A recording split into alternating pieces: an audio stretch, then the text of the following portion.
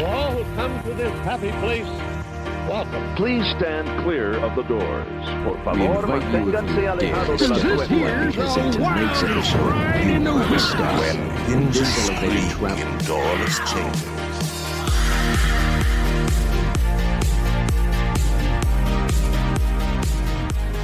Hello, and welcome to Miles from Main Street, your Far From Disney podcast. My name is Mikhailo, And I'm Brian, and we're here to talk about Disney World, but especially coping away from Disney.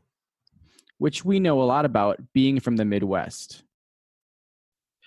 So today on Miles from Main Street, I've got my good friend Luke here, who his family is DVC members. And that's something we've never really talked about here on the show, mainly because Brian and I just aren't DVC members, and I've never rented points.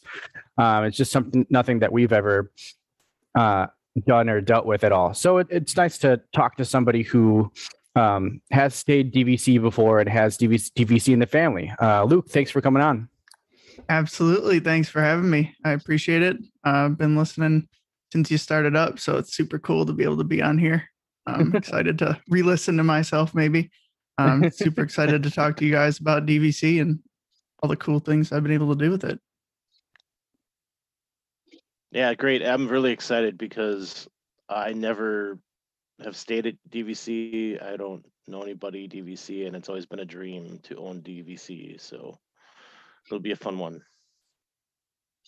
Cool. So let's just kind of start. We can talk about you a little bit, Luke. And I know I've talked about this before, but what kind of got you started with Disney, and kind of like why did that become a passion for you? Yeah, so it's mostly just kind of been something that's passed through the family. It was started before I was even born, really. My grandparents wanted something to do with the family, and they came up with Disney World. And they started taking all of my older cousins when they were little.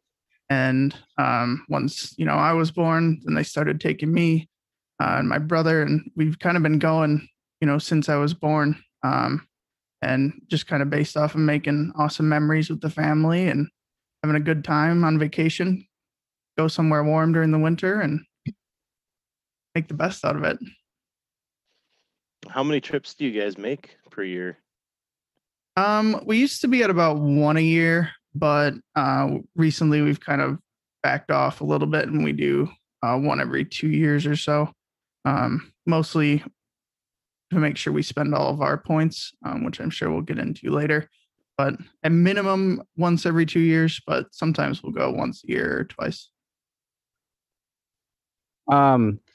Yeah, and we can kind of get into DVC.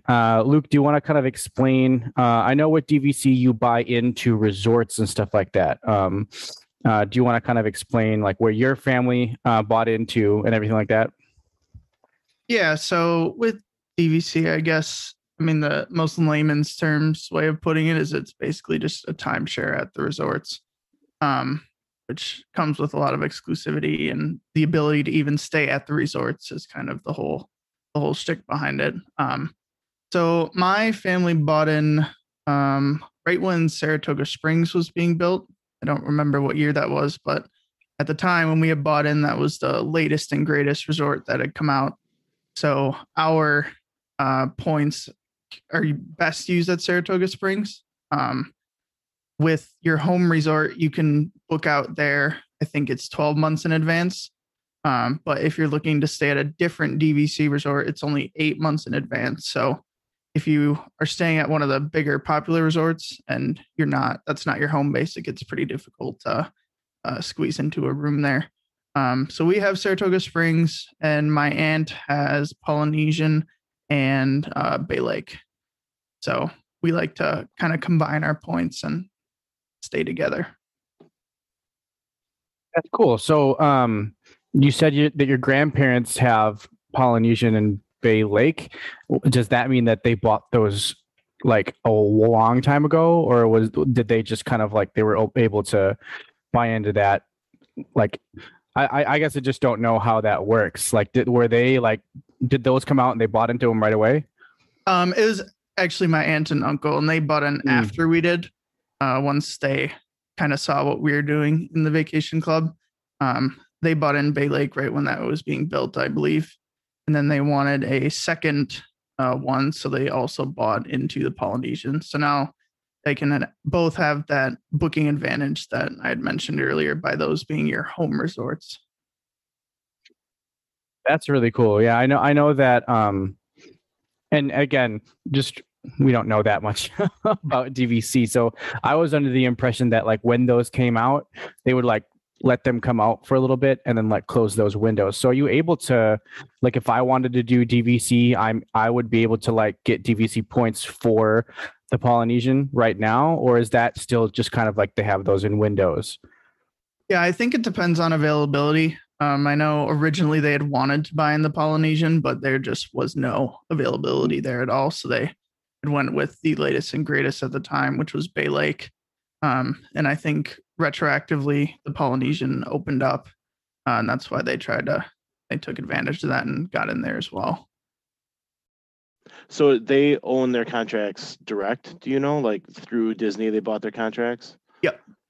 Okay, so then, because I know that there's a secondary market so that you can go out and buy resale contracts from people, I guess, directly from them. And are you familiar with that at all? We haven't participated in the total resale of anything like that. I know my grandparents a while ago had kind of like sold my cousins some of their points, so they could use them and stay in their room and use their membership. But aside from just kind of selling points between different, groups of the family, we haven't partaken in that too often. We've always just ended up using them ourselves, really. That's cool. So but the benefits you get by owning directly through Disney are kind of the way to go, right? Yeah, exactly. Being able to manage all of that, and like you said, it's kind of your own then, and not through the resale, and you can just work directly through Disney, and you have all the lines to them. I can imagine if you were through another party, it might get a little complicated. Well, and I know, so I could go to a website and rent some points from someone and use them that way. But I know you can also buy contracts through people that want to sell a contract that they already have. And the way I understand it is that the benefits aren't as good that way. If you buy from somebody else, you don't get all the like DVC moonlight parties or whatever else is going on. So not sure if anyone else out there is aware of how that works, but that's just a little bit of my understanding on it. So you guys own direct, and they were able to buy those contracts direct from Disney at some point. So that's pretty cool. So when you go, do you combine all your points together and just stay together in some big ritzy place, or how does that work? Yeah, that's usually what we do.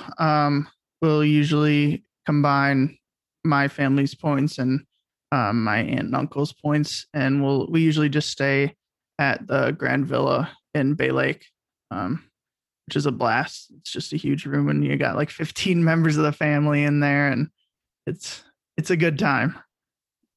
That sounds pretty awesome. What does that look like? The room? Yeah. Yeah, so it's actually a 2-story room. And it's got the master bedroom on the bottom floor, and it's got the full kitchen. It has like a 10-person dining table. It's got full washer dryer. I think it has 4 bathrooms. And then it's got two bedrooms upstairs with 2 queens in them, and then another pull-out upstairs and another pull-out downstairs, and beds everywhere. Everyone's sleeping everywhere when we go. That's pretty awesome. I bet the view is great. Sorry, Mikhailo, I keep jumping in. Yeah, Luke has told me about these adventures before, and he's told me about how doesn't that Grand Villa face towards the park, Magic Kingdom, so you're able to just kind of like sit and watch the fireworks in your hotel room? If you spend a lot of money on it, yeah. To get that view is a substantial amount more points for the room. But another advantage of it is the second story room is on the 16th floor, I want to say. And only you have access to that floor via your room. And then that's the one where you can just walk outside and you're on the roof of Bay Lake, just overlooking the whole Magic Kingdom. And everyone usually goes up there to watch the fireworks. Wow. Yeah, that's crazy. So, have you stayed anywhere else? Do you guys always usually just stay at Bay Lake, or have you stayed DVC at any other resort? Yeah, we've stayed at Saratoga Springs, is where we used to stay a lot. We haven't as much recently. We did last year, actually. We stayed at Boardwalk for one night on accident. And while we were at Boardwalk, my mom stayed at the Grand Floridian with my aunt just as a change of pace, really. So we like to make our rounds when we find rooms that are available. Usually it's not for your whole stay, but we every now and then we'll kind of jump around with what's available, just check out the different hotels. So we're not just stuck staying at the same place every time. So here's a question for you now, hearing that. Does that mean that you guys do split stays? Split stay just being different places? Yeah, so like 2 hotels in one trip? Yeah. Last time we did 2 or 3, I believe. So this next trip that I'm going on, this is funny. We're off the rails right now. This next trip that I'm going on, I'm actually thinking about doing a split stay. Do you like let Disney know about that, or do you just like book those 2 resorts and then like just go and do it? Yeah, we just kind of booked them and went for it.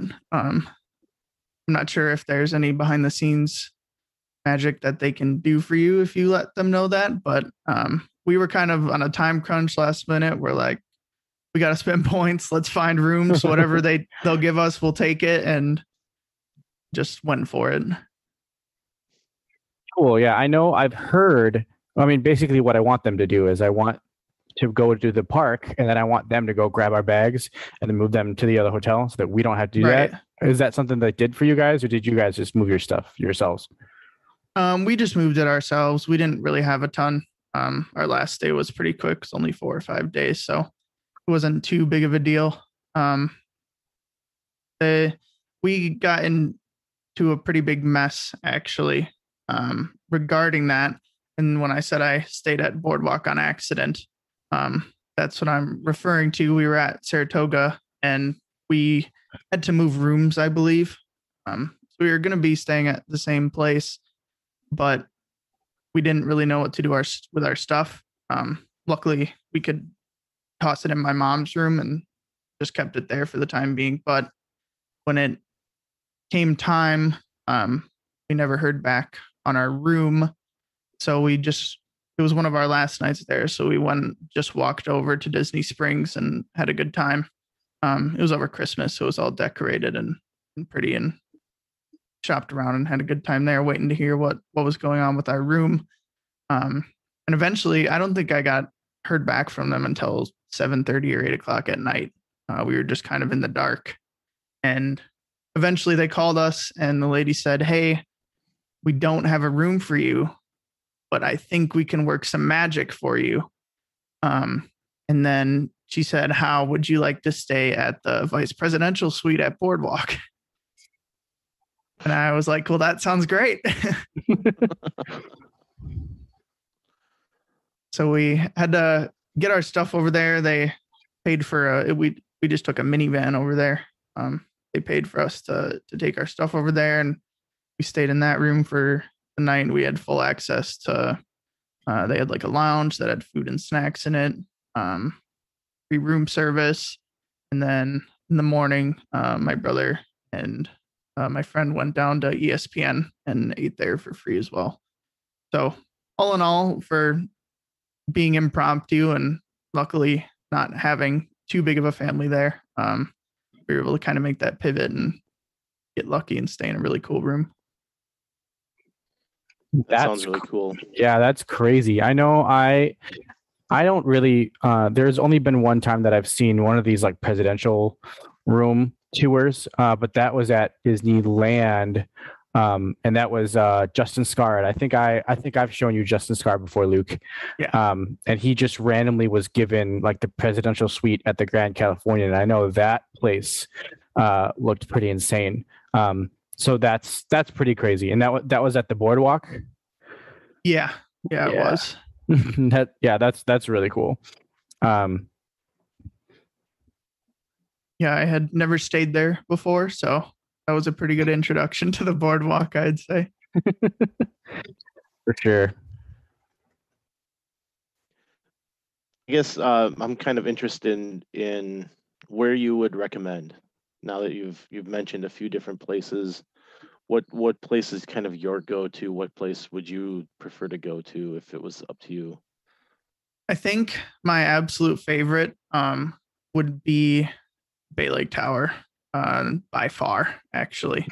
I haven't stayed at all the resorts, so that doesn't mean it's the best, but based off of where we've stayed, it's absolutely number one in my book. Purely due to a few things, and obviously number one being at a monorail resort, which just makes everything easy. And the activities they have a bunch of activities for the kids downstairs. They go play in the rec room. They have like video games and painting and arts and crafts, schedules throughout the day. And there's people always outside of the pool doing activities, playing games with the kids, hula hoops, all of that kind of stuff. And then another thing that's super nice that my cousins love is just walking down to the Contempo Cafe and getting food. It's just like the all-in-one convenience factor there where you really don't have to go anywhere and it's kind of all just there for you. Does that tower feel slightly disconnected to the Contemporary? Because I know there's like a little bridge that spans both. Does it ever feel? I know sometimes what I like to do is I like to go like just like fill up my mug, and then you go back to our room. Is that something that like you feel like you'd be able to do, or does it feel like it's a little bit of a hike to get over to the Contemporary? No, it's really not bad at all. It's a bit of, I'd say, almost an enjoyable walk. I mean, you're walking over the walkway, but you're also looking at the castle and just looking over Magic Kingdom and Space Mountain and everything in general. So it's pretty fun, and you get to see the monorails pass by and stuff. So there's a lot of people that hang out there for the fireworks too. It's a good spot, and it really isn't that bad of a walk. Probably like 10 minutes. Well, I feel super left out right now because both you, Luke, and Brian have stayed at the Contemporary. So it sounds like this is something that I should probably get on pretty quick. We really enjoyed our stay at the Contemporary. I think it's a great location, and like Luke said, on the monorail, so it makes it even that much better. And yeah, I'm thinking the walk I had from the garden wing over to like the Contempo Cafe is maybe comparable to the walk that they have from the tower. Not as good of views as the tower, though. So Saratoga Springs, that's what you and your family own? Definitely one of the newer few, that's for sure. I know Bay Lake is newer, and the Polynesian villas that are kind of on the lake are also newer, and then obviously the Riviera too.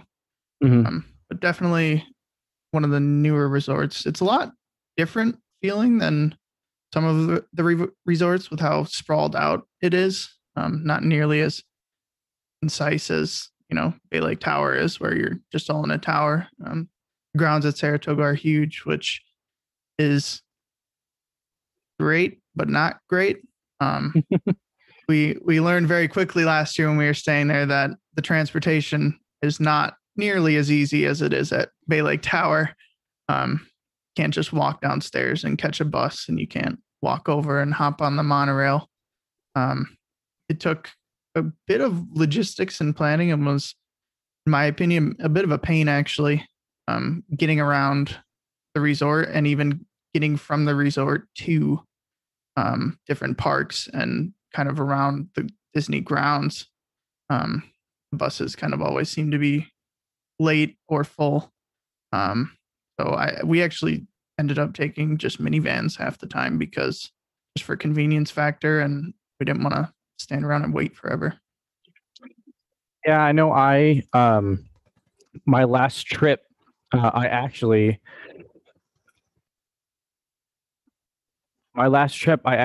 had to use like Ubers and stuff like that because we weren't very close to get on buses and stuff. I stayed off property, but it was right next to Disney Springs, but they're not always running buses when I want to get to the parks. And actually that I kind of found that as kind of a hack where it's like, if you want to be like one of the first people in line for rope drop, just take an Uber. And because when I went to Animal Kingdom, I was like one of the first 10 cars to get into the parking lot, and the Uber just takes you right up to the front of the park and you can walk right in. So, but I can see how staying in a big resort like that, that would be kind of a pain. I know I stayed at Coronado Springs, and even that kind of felt like it was kind of a pain because they had like the bus loop for the actual resort itself. So there was just one place that you went to get on the bus. The bus stopped at all of these other locations. So I'm guessing Saratoga Springs is probably something like that too. Yeah, it's exactly the same as that. I was just about to bring up the bus loop, and yeah, it's where the kind of block that you get put in comes into play, because you might get lucky and be the first stop or the last stop and just have a full bus driving past you every time. Yeah. So being the history guy, I feel I need to throw in a couple of things about Saratoga. It originally was built as Disney University. You could go on vacation and take classes over there, which you can imagine people sitting in a class all day started going, why am I not in a park? So that was one of Eisner's grand ideas that didn't really work out. And they still do have a version of the Disney University, but it's not as robust as it was then, I guess, not as public. It's more meant for companies to bring their teams in or their employees in to team build and learn something in a day, you know. But also as part of Saratoga at Luke, I don't know if you've ever stayed in a treehouse villa there, but they've got the treehouse villas, and that was actually cast member housing at one time. And it kind of fell into ruins, and they didn't have the money to revamp them at the time. So then they, at when Saratoga came along, they were able to then pivot and redo those treehouse villas and bring that in as part of the Saratoga resort.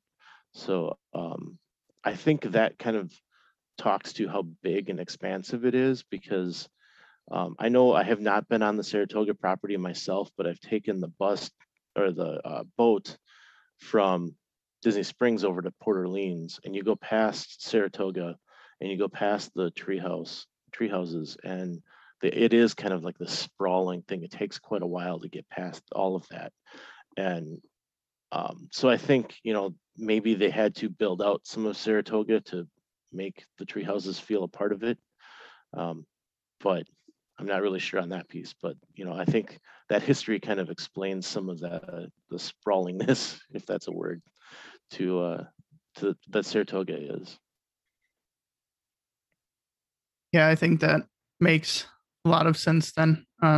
We've looked into staying in the tree houses, but haven't done it yet. But after watching some YouTube videos of kind of the interior and walk around of them, they do look pretty sweet. And I think we're definitely going to make it a point to stay in them soon.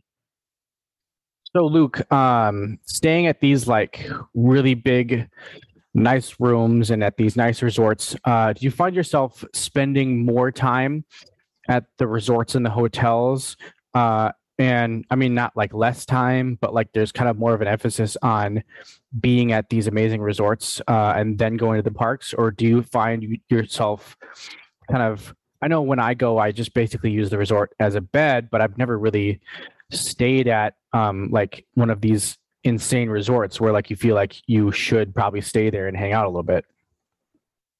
Yeah. So usually when we're with the big family, we'll kind of split it up a little bit.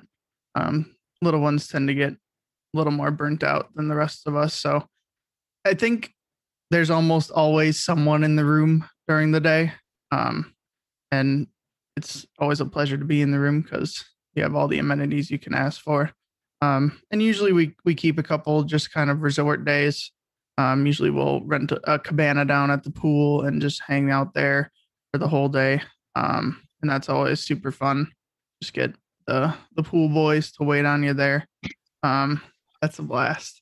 And yeah, we plan activities that we can do in the room since they are so big. Everyone can just kind of hang out in the living room and do bonding, or sometimes my cousin will put together a big Disney Jeopardy game and we'll all play that in the room. So I'd say definitely more time spent in the room than you probably would, as you said, at a non-deluxe hotel.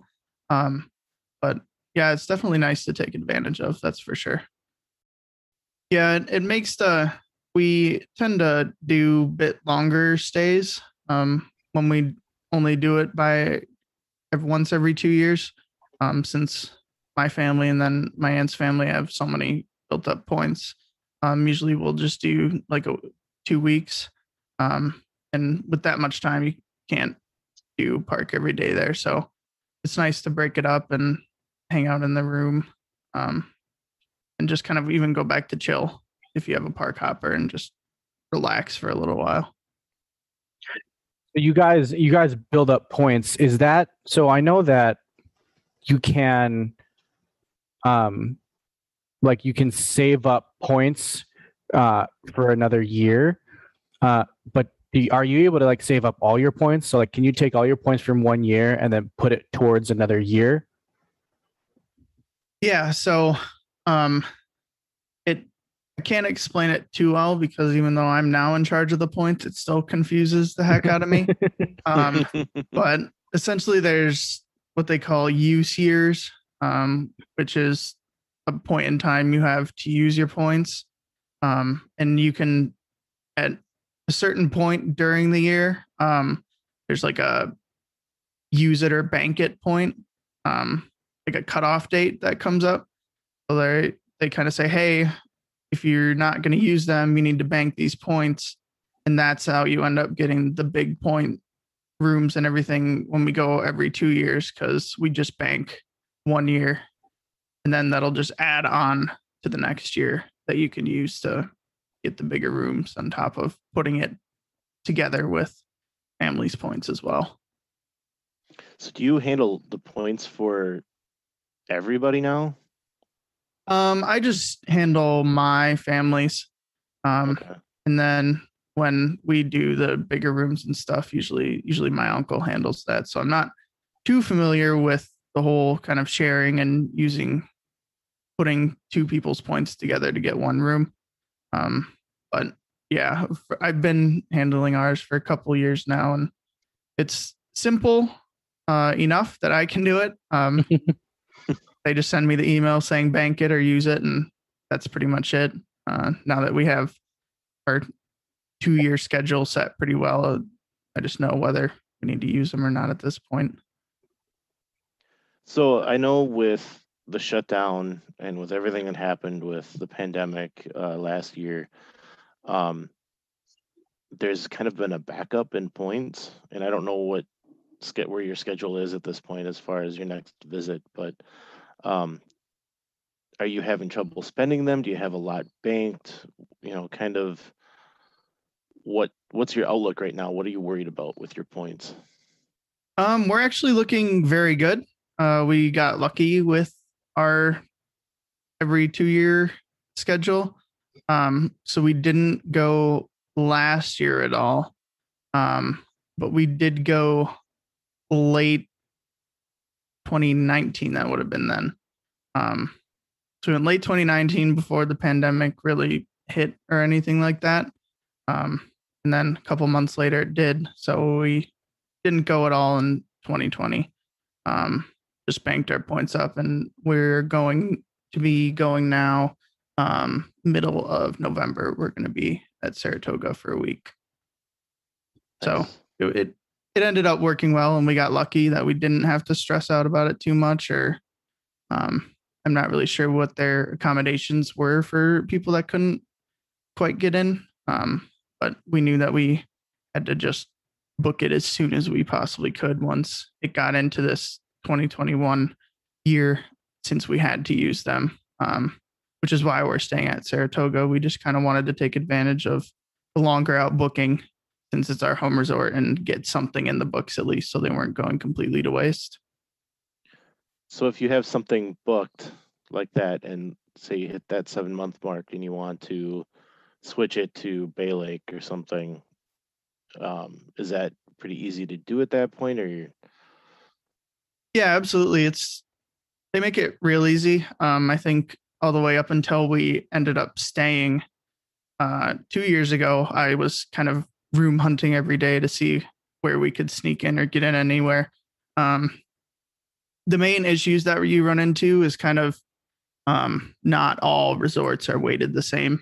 And Saratoga is kind of one of the cheaper ones with rooms, and Bay Lake is one of the more expensive ones, just point wise for the room.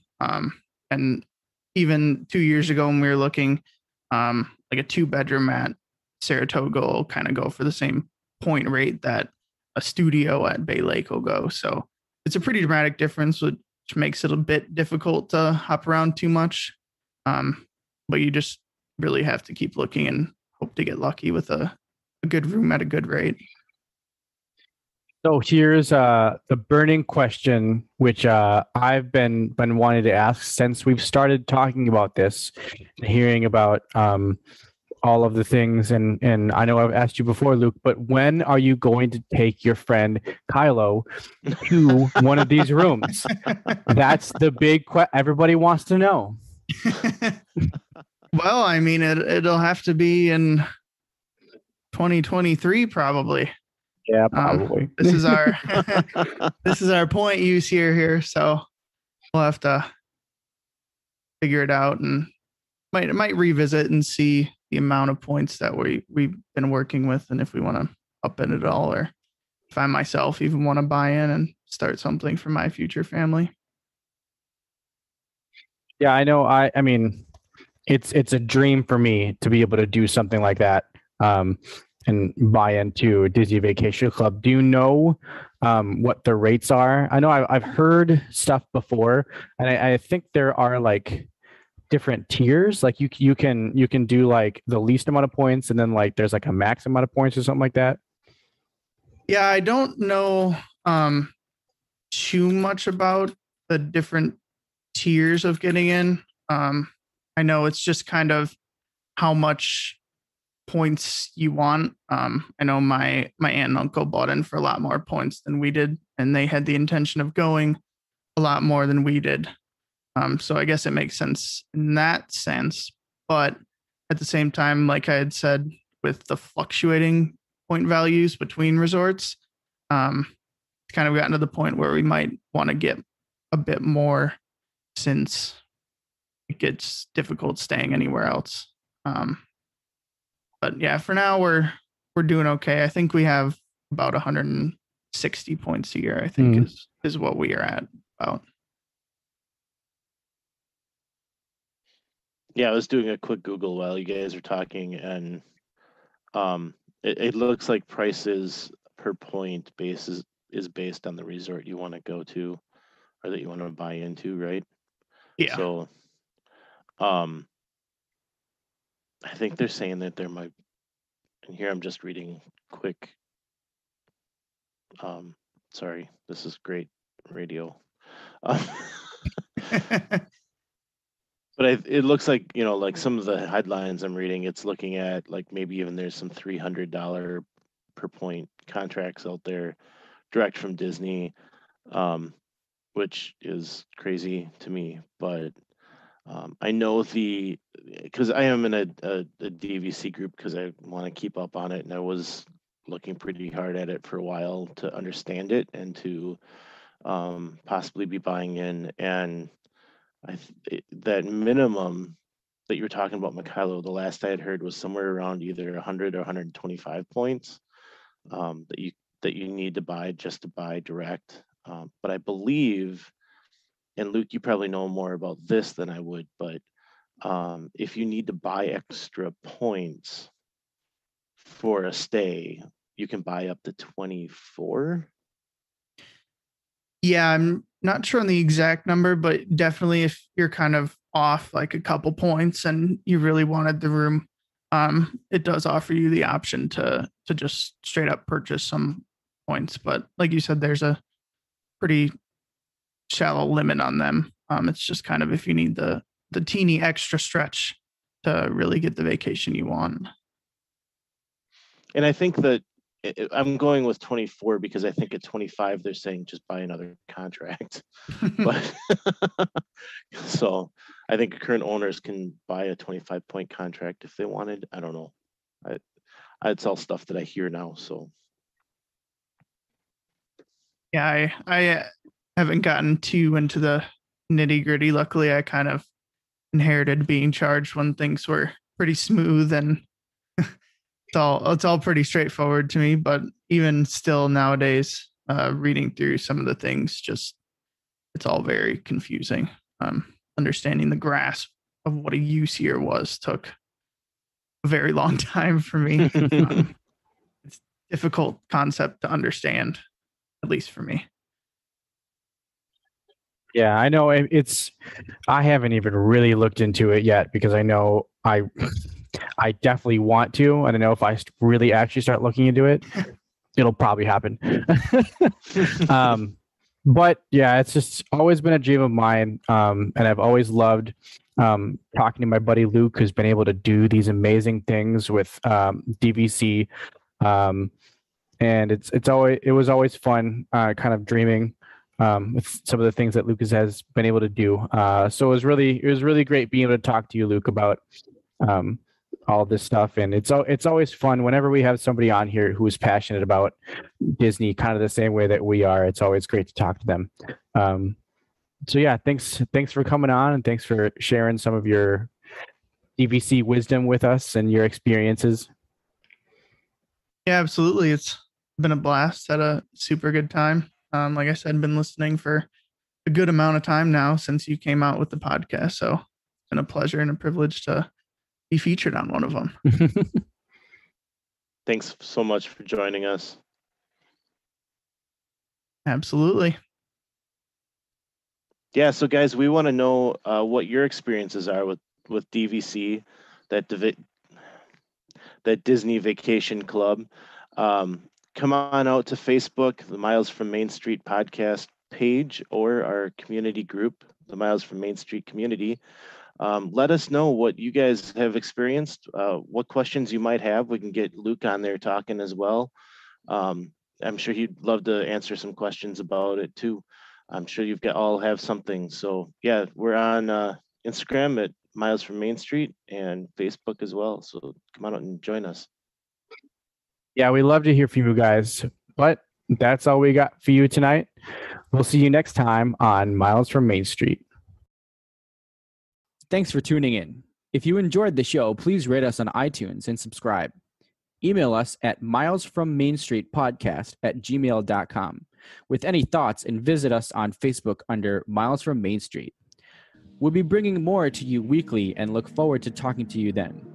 Until next week, remember, some live close, but most of us don't. So let's talk about it.